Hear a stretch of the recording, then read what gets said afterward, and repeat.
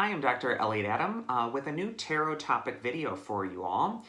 In these videos, I'm answering your questions about tarot and how to be a better reader, how to sharpen your tarot skills, and also how to enhance your delivery.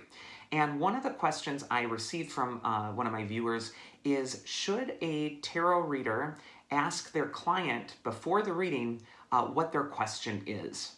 And in my opinion, and again, take it or leave it, if you do something a different way, that's great. But in my opinion, I think it's much more effective to do a reading for a person without having information fed to you beforehand.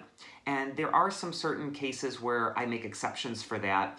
But I really think it's important, especially if you're learning tarot or you're becoming more confident in your skills and abilities, to really have that faith in yourself and challenge yourself to be able to rely on what the cards are telling you without having a question fed to you ahead of time.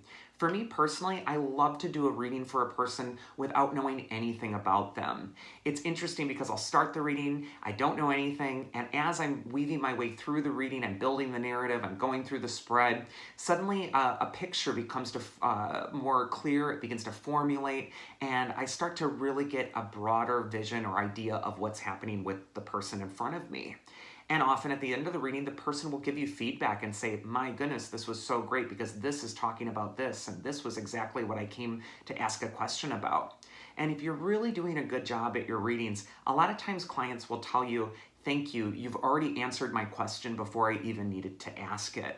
So it's important that you're confident enough in your tarot skills to be able to read someone without having information ahead of time. Now, many readers do charge by the minute, and so sometimes clients are coming in, they only have a 15-minute reading with you, and they really want to focus maybe on something specific to them.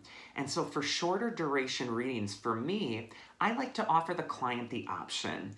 I'll say, would you like a general spread that talks about your general life and everything happening around you? Or do you really want to zero in and use your time focusing on a specific issue in your life? And if you let the client decide, that is often the best policy because they're going to walk away more pleased that you're serving their needs and not necessarily just going off and doing your approach and kind of tuning them out of the process.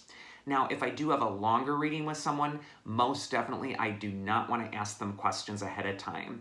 I think you'll stand to blow away your clients and amaze them a lot more if you're a competent reader and you can just go into their life without having to really pick their brains about it beforehand or just have them parrot back to you, what you've been telling them.